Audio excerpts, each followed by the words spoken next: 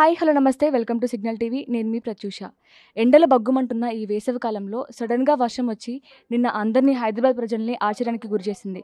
అసలు దీనికి గల కారణాలేంటో చెప్పడానికి ఇప్పుడు మన ముందున్నారు వెదర్ రిపోర్టర్ శ్రీనివాస్ గారు. సార్తో మాట్లాడి తెలుసుకుందాం. నమస్తే సార్. నమస్తే.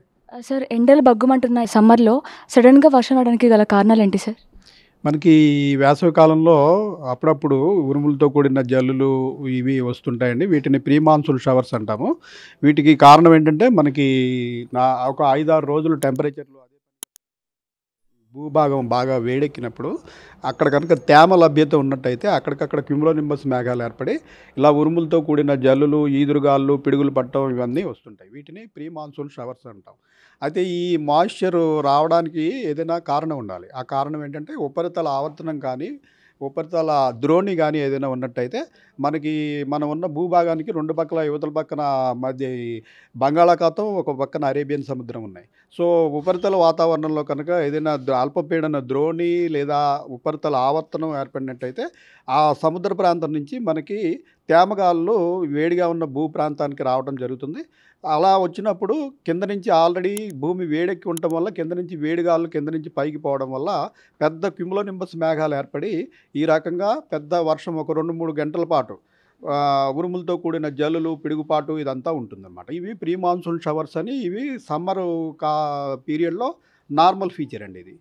అలాగే మనకి నిన్న జరగడానికి కారణం ఏంటంటే తెలంగాణకి ఆనుకుని ఉన్న మరాఠ్వాడ, మధ్య మహారాష్ట్ర ప్రాంతంలో నిన్న ఒక ద్రోణి ఉంది. అలాగే ఉత్తర కోస్తా తీరంలో ఒక అల్ప ఉపరితల ఆవర్తనం కూడా ఉంది. ఈ రెండిటి వల్ల చాలా తేమ మన తెలంగాణ భూభాగం మీదకి చేరుకుని ఆల్రెడీ మనం హై టెంపరేచర్లు రన్ అవుతున్నాయి కాబట్టి తెలంగాణ ప్రాంతం అంతా కూడా విస్తృతంగా వర్షాలు పడినాయి నిన్న. సార్, ఈ వర్షాలు కంటిన్యూ అయ్యే ఛాన్స్ ఏమైనా ఉందంటారా?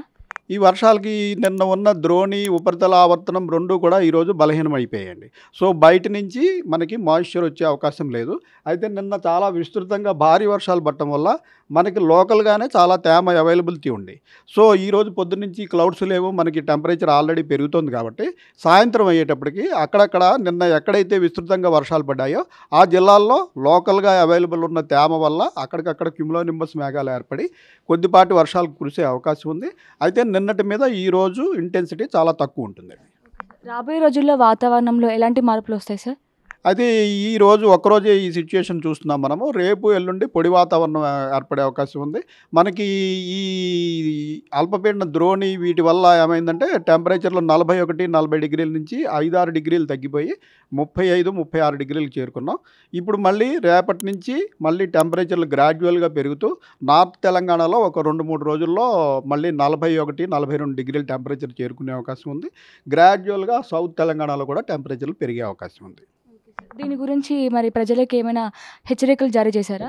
మేము ఈ నిన్న పడిన వాన గురించి 3 రోజుల క్రితమే ఆరెంజ్ అలర్ట్ ఏ జిల్లాల్లో పడుతుందో అందరికీ తెలియజేయడం జరిగింది. వడగళ్ల వాన, ఈదురుగాలులు 40 నుంచి 50 కిలోమీటర్ల దూరం వేగంతో ఈదురుగాలులు వీస్తాయని, భారీ వర్షం అవకాశం ఉందని చెప్పి 3 రోజుల ముందు నుంచి మనం అలర్ట్లు జారీ చేస్తున్నాము. ఇక ముందు టెంపరేచర్లు పెరిగితే మళ్ళీ హీట్ వేవ్ అటువంటి అవకాశాలు ఉన్నట్టయితే వాటికి తగిన అలర్ట్లు కూడా ఎప్పటికప్పుడు జారీ చేయడం జరుగుతుంది. నిన్న మనకి అత్యధికంగా భద్రాచలంలో 17 సెంటీమీటర్ల వర్షపాతం, మన సిటీ చుట్టుపక్కల ఉన్న జిల్లాల్లో సుమారు 6 నుంచి 9 సెంటీమీటర్ల వర్షపాతం నిన్న నమోదైంది. సిటీ చుట్టుపక్కల ఉన్న అన్ని జిల్లాల్లో కూడా పూర్తిగా విస్తృతంగా వర్షాలు పడినాయి. Thank you sir.